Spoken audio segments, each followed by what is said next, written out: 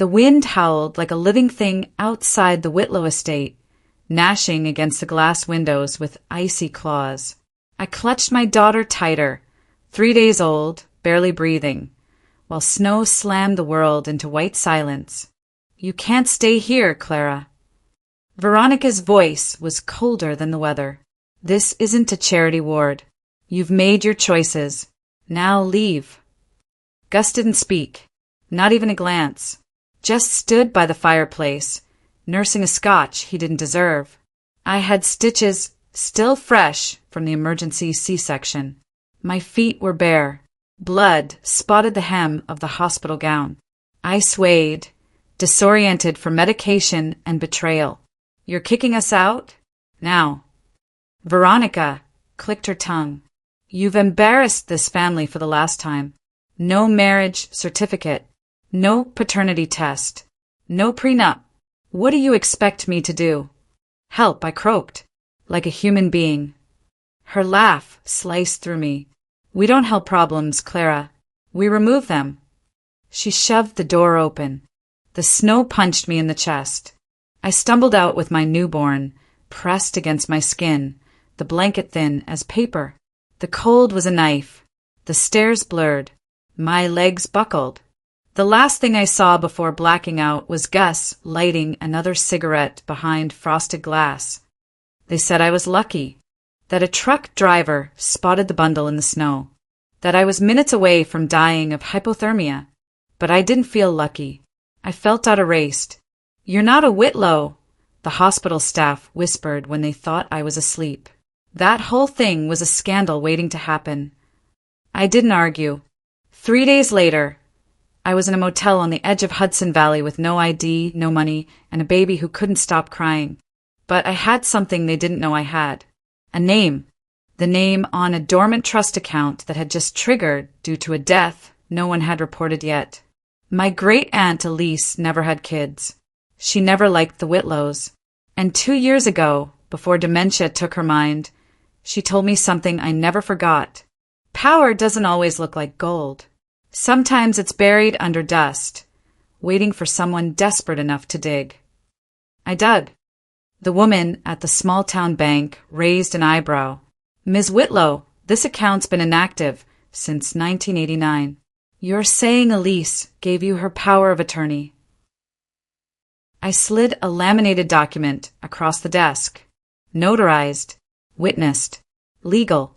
She checked the signature. Checked it again. Made a call. Then another. Sweat beaded on her temples. "Wait here." She vanished behind a glass door. I counted the seconds. Outside, a black SUV idled across the street. Tinted windows. No plates. Was it paranoia, or had it followed me since the motel? The door opened. A man in a dark suit stepped out.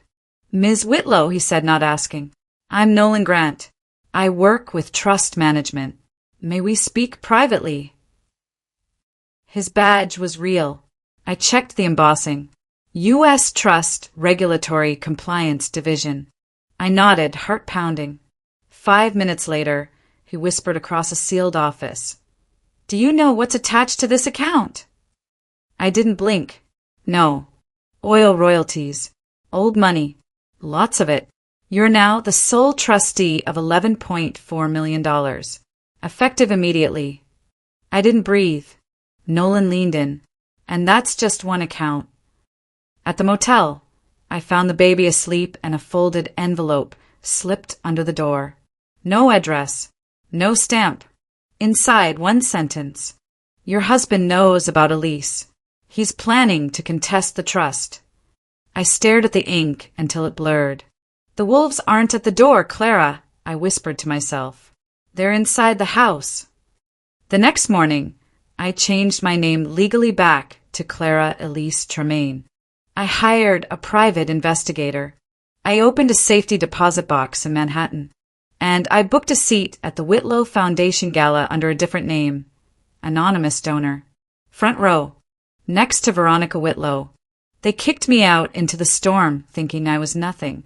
Next week, I'll be sitting beside her in a $6,000 gown and a wiretap. Let's see how she likes the cold. The first thing I noticed was the silence. Hospitals are never quiet, not really. But here, the stillness was clinical, intentional. The kind of silence that hummed, that watched. My wrists itched under the restraints. Soft fabric, but still restraints. For your safety, the nurse said earlier, avoiding eye contact. There was no ID badge on her scrubs. No name on the wall. No sound in the hallway.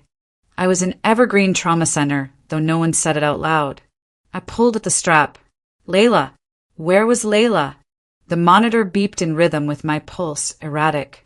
My vision blurred with sedation. My mouth tasted like copper. Something wasn't right. My body knew it before my mind caught up. On the table was a patient chart. I leaned forward just enough to read the sticker. Jane Doe 47. Not Clara Whitlow. My stomach flipped. I tried the call button. Dead. There's a rule I live by now. When the world goes quiet, it's not peace. It's a setup. The door clicked. A man in green entered. Taller than most. Tattoo behind his ear. He didn't smile. He didn't speak. He held a small white cup. Pills. I'm not taking anything, I said. His jaw twitched. Doctor's orders. What doctor? No answer. I knocked the cup from his hand. Pills scattered like teeth across the floor. He stared at me, cold, clinical. Then he turned and left. 5 seconds later, the lock clicked again. This time, a slip of paper was slid under the door. For words. Don't trust room 302. Cut scene. When I was 12, I read about a girl who escaped captivity by memorizing floor tile patterns. I remember thinking, how would anyone even notice tile patterns? Now I understood. The hallway was narrow, beige cold. Every third tile creaked. The cameras above blinked red every 7 seconds. I limped barefoot past 3 rooms. 301, 302. Inside 302, a woman stared straight ahead. Blonde, wide-eyed, still, sedated, dead. I didn't stop to find out. The file room was unmarked, but the keypad had a fingerprint smudge trail leading to the handle. Bad security. I slipped inside. Metal shelves, locked drawers, but the rolling cabinets on the right were open. I searched for my name. Nothing. Searched for Jane Doe 47. Bingo. 1 thin file. 2 thin. No birth record. No C-section note. No mention of Layla. But there was a signed authorization, a voluntary psych hold, backdated to 2 days ago. Signature, Clara Whitlow. My signature. Forged. Fresh ink. Not even smudged. The room felt smaller. Then something clicked behind me. Footsteps. I froze. Cut scene. A nurse. Not the same one. You're not supposed to be here, she whispered. Then, softer, almost guilty. They only gave you 72 hours. After that, the report goes permanent. You need to go. I blinked. What report? She looked at the file in my hand. Her jaw clenched. Postpartum psychosis. You attacked your own baby. They said you surrendered custody. They lied. She didn't argue, just pointed to the emergency stairs. Run. Now. I ran. Down 6 flights. Alarms began to blare on the 3rd. A voice over the intercom. Code violet. Unauthorized movement on level 2. I hit the landing, barefoot, panting. Slammed through the door marked linen disposal. Slid feet, first down a laundry chute. Landed hard. My ribs screamed. I crawled toward a cracked exit door, just as a delivery truck rolled up. Timing is everything. I threw myself inside, buried under bleach-smelling sheets. Held my breath. 10 seconds later, the facility's double doors burst open behind us. Flashlights. Boots. But the truck kept rolling. I ended up 2 counties away, bleeding into a cotton sheet in a rented room behind a bar. I checked my chest. A bruise the size of a grapefruit bloomed across my ribs. Then I heard the baby monitor I'd stashed in my bag crackling. Layla's cry. Not real. Just memory. I turned the volume down. I needed help. Miranda Vale, my old roommate, the one who'd once said, "If they ever come for you, I'll bring a damn spotlight." I called. She answered on the second ring. "Clara." "I need you." Silence. Then, "I'm already tracking the hospital. You're not the first one, Clara, and you won't be the last." I whispered, "They took everything." "No," Miranda said.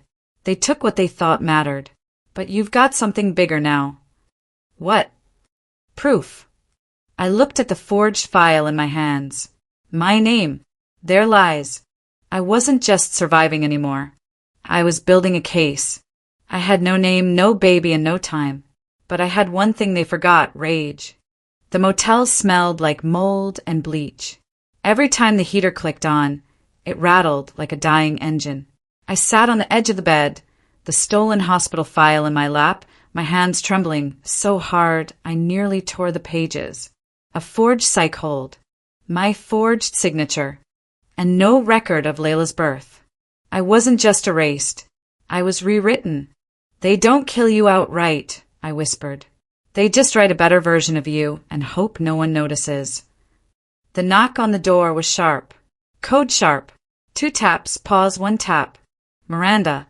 She pushed through the door without a word. Trench coat soaked, eyes lit with fury. She looked more like a war reporter than someone from public radio. "I traced the document number on your file." She threw a flash drive onto the nightstand. It was logged under a sealed registry. Only a foundation-level admin could have accessed it. "Veronica," I said. "And Gus," she added, jaw tight. He signed the witness verification, which means he knew. The heat clicked off again. Silence. "I trusted him," I said. Miranda pulled a cigarette from her coat, unlit. She always did that when she was holding back.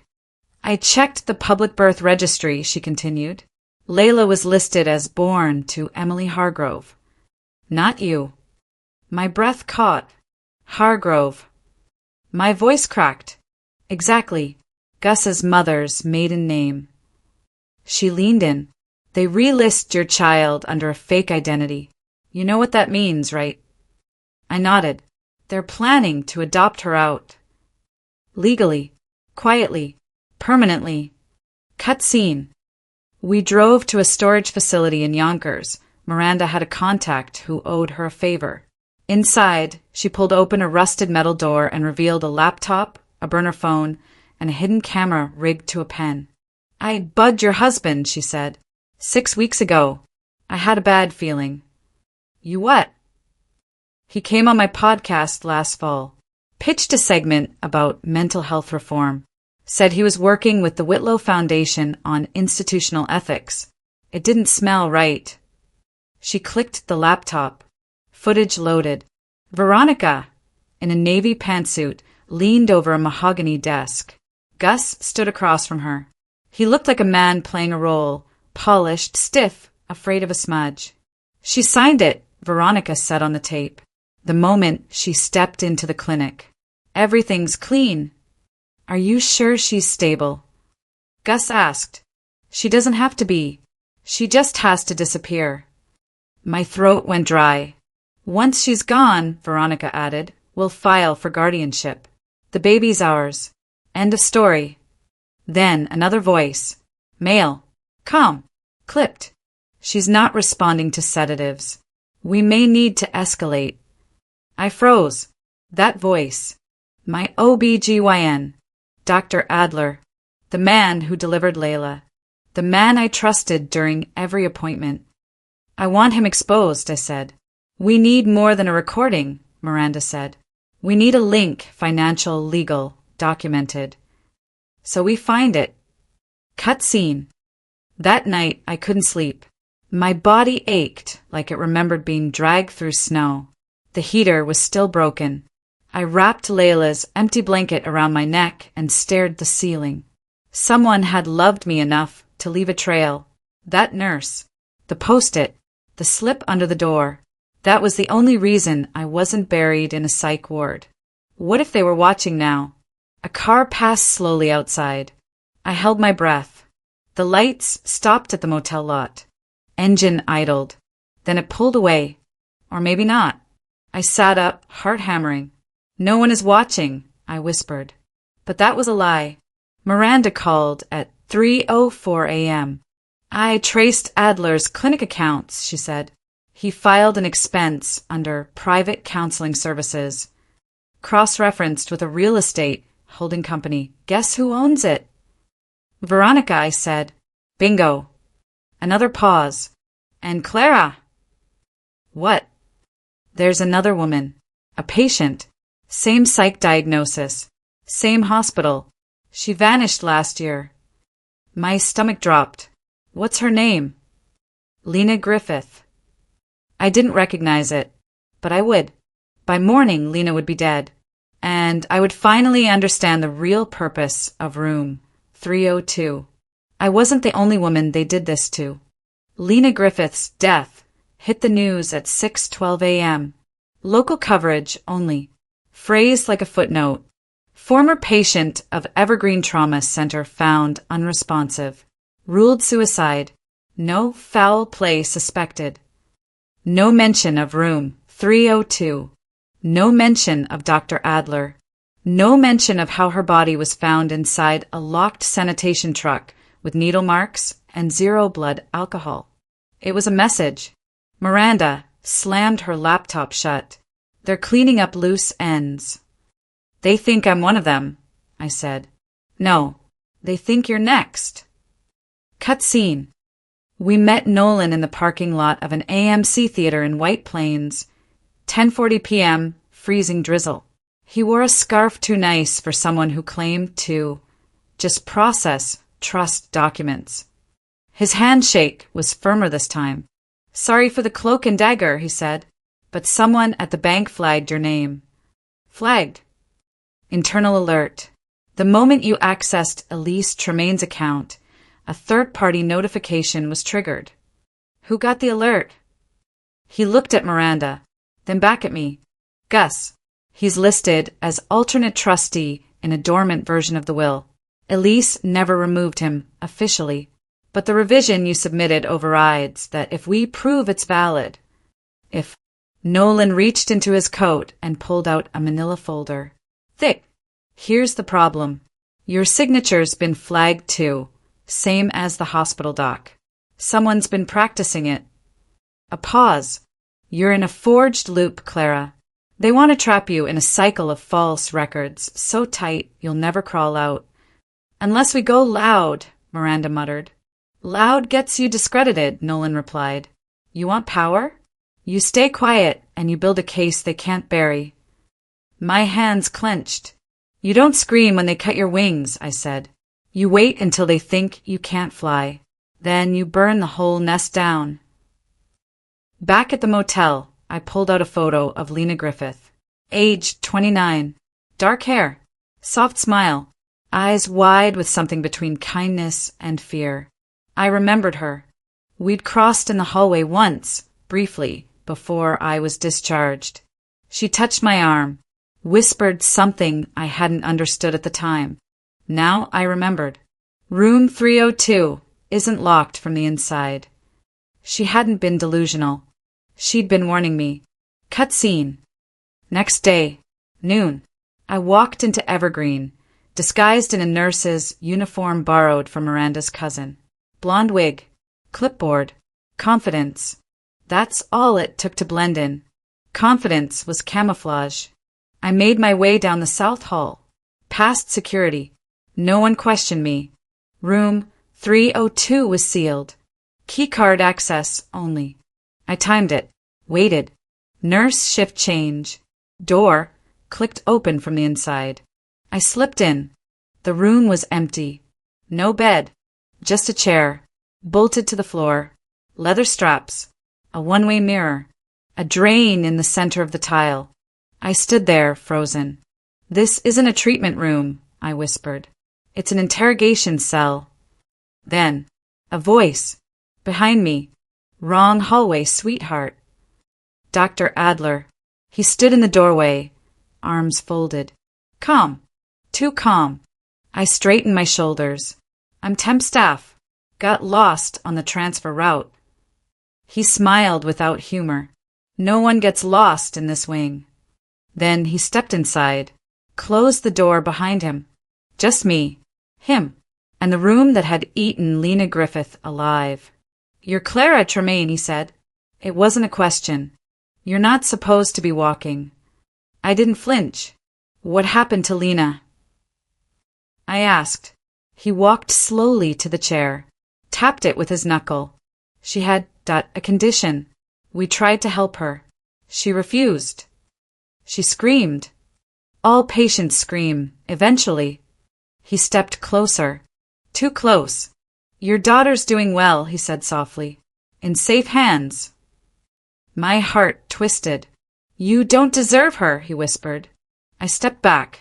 Then I struck him with the clipboard. Hard. He went down, surprised. Blood smeared across the tile. I ran. Cut scene. Miranda picked me up 6 blocks away. Engine running. You got it, she asked. I nodded. Hidden in my bra was the micro-recorder. Every word Adler had said. Every threat. Every confirmation. Enough to open a criminal probe. We weren't just exposing a family anymore. We were cracking open an institution. And the Whitlows weren't going down alone. Miranda said it would be messy. She didn't say it would feel like a war zone. I stood in the mirror of the powder room at the Boston Harbor Hotel. The reflection wasn't me. It was a mask. Black satin. Red lips. Eyes wide with intent. A perfect facade for a perfect trap. Appearances are the disguise of truth. I had said that once to Gus, back when I believed in love. Now the quote felt like glass underfoot, sharp and ready to cut. The ballroom buzzed. Lights bright as interrogation lamps. Cameras floating like vultures. Politicians in tuxedos. Journalists in silk. All smiling. And there at the signal podium was Veronica Whitlow. Pure elegance. Poison wrapped in couture. I entered from the VIP wing. Miranda behind me. 2 steel-nerved guards flanking our borrowed press passes. The air smelled like champagne and secrets. Whispers trailed us. Veronica spotted us first. Her smile didn't flicker. She raised a glass. I didn't flinch. The gala was a fundraiser for mental health awareness. Ironic. A standing ovation ready for the woman who weaponized the diagnosis. I scanned the room. Gus stood near the bar. Perfect posture. Perfect drink. Perfect ignorance. Dr. Adler was at a table nearby. Laughing. Too relaxed. Too sure. They had no idea I was here. That detail felt good. We reached the press riser. Miranda handed me a tiny audio recorder, the one that had Adler's voice from room 302. Cold logic told me this was enough. But it wasn't just enough. This night was the turning point. A truth spoken in silence grows louder than lies screamed into an empty room. I pressed record, lips brushing the mic. I merged into the crowd. Veronica gave a toast. Her words were polished. Nothing sticky. Just broad themes of hope. The crowd clapped. I did too. Then I moved. Like a shadow. I slipped close to Gus. Fancy seeing you here, I said, voice soft. He didn't recognize me. Literally didn't. That was the point. Have we met? He asked, eyes blank. My pulse thudded like war drums. I'm a donor, I said. You probably saw my name on the donor list. He nodded. He really had no idea. The betrayal chair slammed in my chest. I walked away. Cinematic. Controlled. I reached the dais. Microphone in hand. The crowd turned. Veronica froze. Ladies and gentlemen, I began. Thank you for this beautiful evening. Polite claps. Warm smiles. I let them die. Tonight, I said, eyes scanning every face, I want to talk about truth. A murmur rippled. Camera flashes started. I didn't stop. Truth matters when it reveals what others would bury. Slow reveal, heavy as thunder. I hit play. The audio crackled, then Veronica's voice. Cold, calculated. Once she's out, she stays out. The baby's ours. End of story. The room went silent. Then, gasps. Gus's face went gray. Dr. Adler's jaw twitched. Veronica's eyes narrowed. I didn't pause.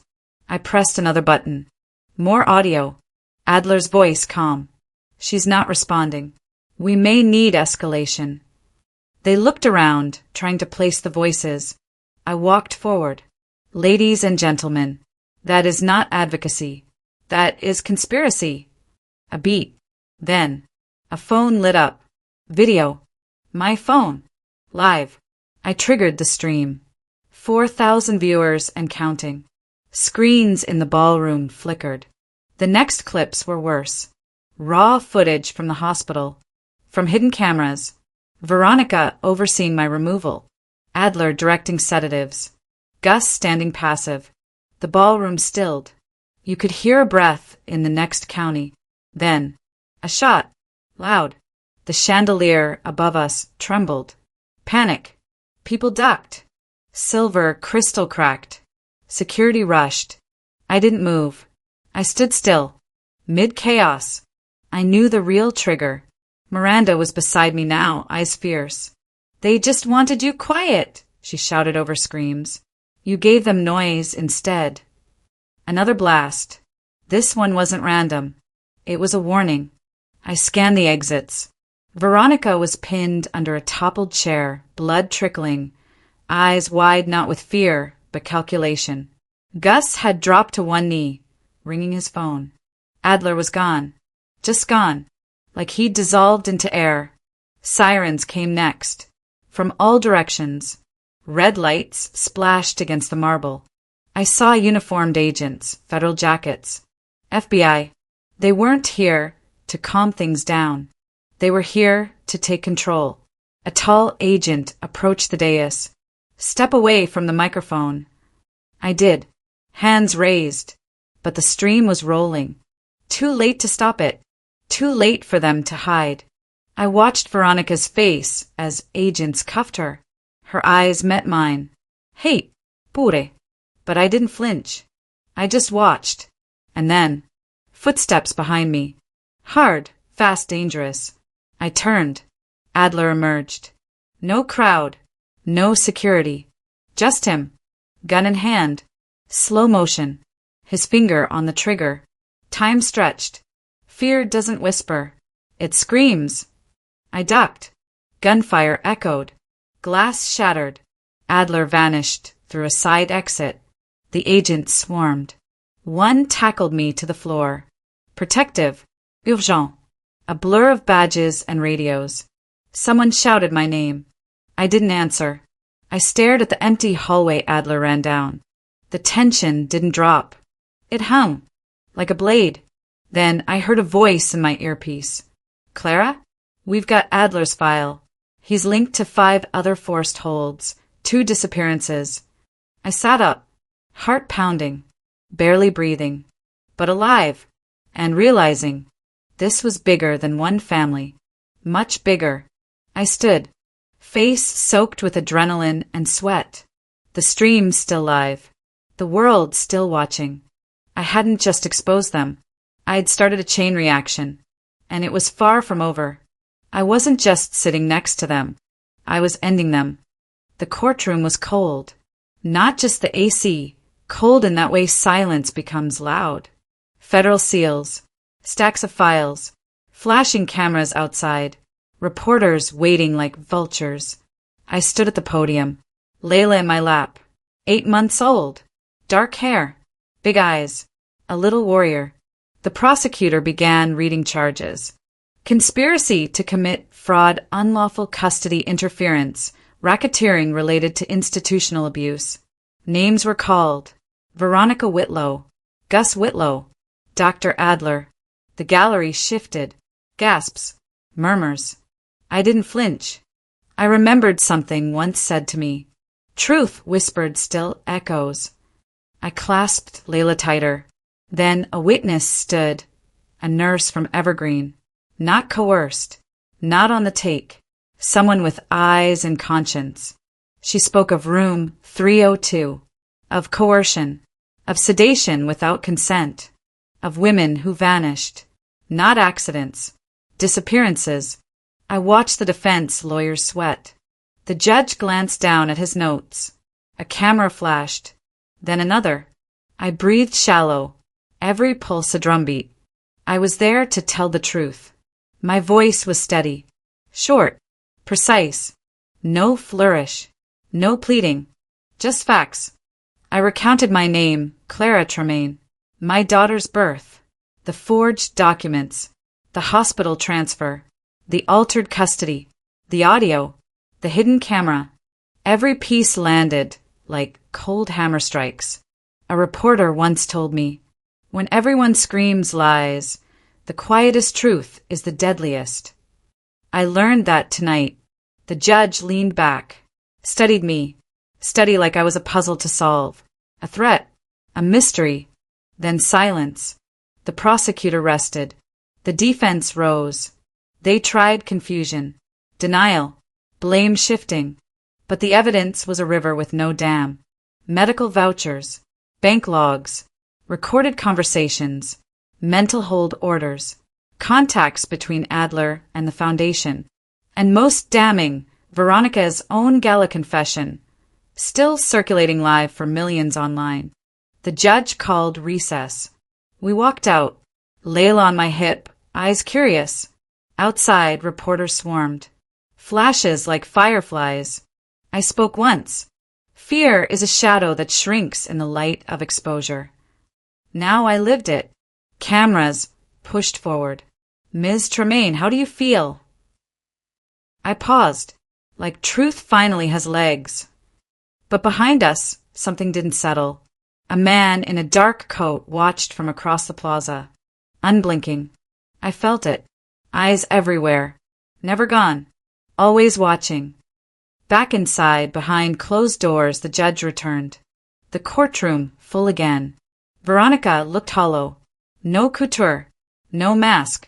Just eyes that had lost the power they once wielded.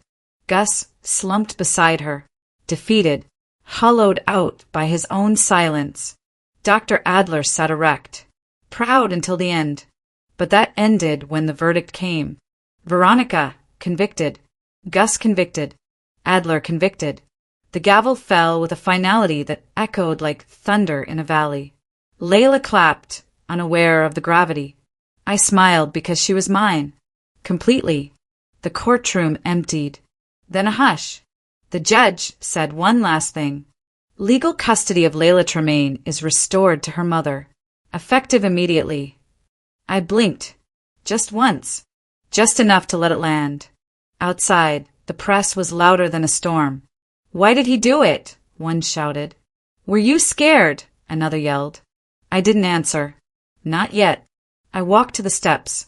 Layla resting on my shoulder. I breathed in the cool air, clean, sharp, honest. Then a text. From Nolan. 3 words. New documents filed. My pulse spiked. I opened the attachment. I swallowed hard. Another trust. Filed by Elise Tremaine years ago. Not just bank accounts. Properties. Foundations. Documents hidden deep. Assets earmarked. Not for lawyers. Not for bank trustees. For survivors. For women like Lena Griffith. For mothers stripped of voice. For children without names. It was a fund. Transparency trust. To fight wrongful holds. To rebuild lives. To expose abuse. I looked at Layla. She gurgled. Happy. Innocent. The world wasn't safe. Not yet. But we had won a battle. And a weapon. A name. A legacy. A purpose. I whispered to her. Truth is a fire. And fires burn chains. I felt eyes on me again. From the building opposite, a window cracked open. A face peered out. Unknown. Unfriendly. Watching. Always. Someone followed Adler's trail. someone bigger, someone with more to lose. I didn't flinch. I walked down the steps, every eye on me, every camera lens hungry. I held Layla high, sun slanted on her curls, on us, on this moment. Then I spoke into the closest mic. We're just beginning. Rustling of microphones, recorders tapping, reporters shouting, truth turning up the volume. I didn't turn back. My shadow stretched long behind us, a road ahead, and a storm I once survived now at my back. I tightened my coat. Cold wind, warm heart. The snow melts. Spring always comes. But storms make roots deeper. I walked into the crowd. Not a victim, not just a mother, a force. And Layla would never be alone. I didn't stop, not even when the last flash popped, not even when the last camera blinked out. I walked forward, into whatever came next, because some truths were bigger than fear, and some storms were only beginnings.